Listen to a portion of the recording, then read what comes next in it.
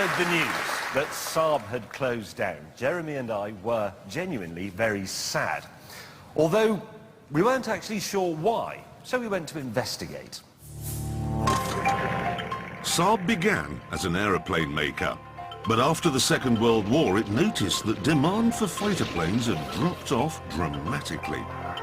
So it decided to start making cars as well. The first effort was created by two men, one who designed wings and one who designed bomb racks. Neither had done a car before, and it kind of showed. Their prototype had enclosed front wheels, which was very aerodynamic. But as you drove along in winter, snow would build up in the arches, and it was only when you got to a corner you noticed the steering had jammed. There were other issues too. The rear window was tiny and there was no boot lid. Mass production wasn't their bag either. While Austin made a car every 27 seconds, it took Saab 27 minutes. Oh, and all their cars were painted green. So, a green car with no boot you could use and in bad weather, no steering. But the biggest problem in those early days was the engine, as James shall now explain. This is the 92.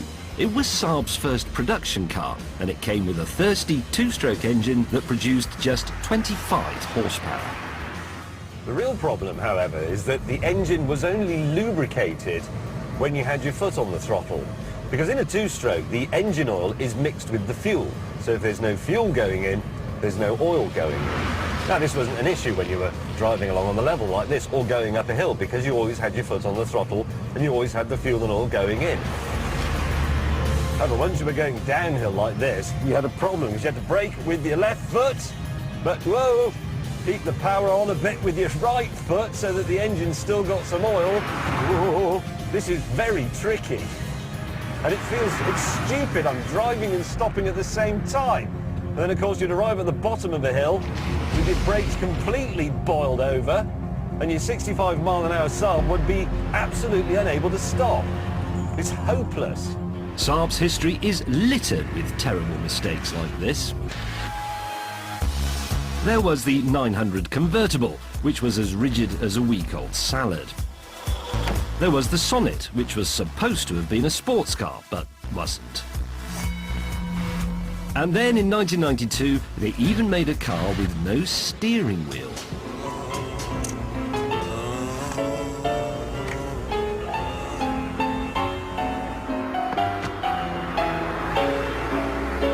In actual fact, the more you drive this, the easier it becomes. The temptation is to just stare at the end of the bonnet in wonderment that you can actually have any directional control at all. So, lots of Swedish strangeness and an advertising campaign that didn't make much sense either.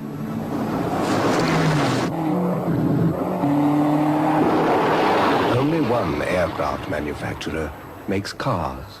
Sierra, Alpha, Alpha, Bravo. Yes, Saab loved to remind us that their cars came from a company that made jet fighters. But it was nonsense.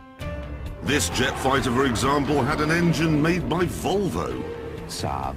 It's a pity other cars aren't built this way.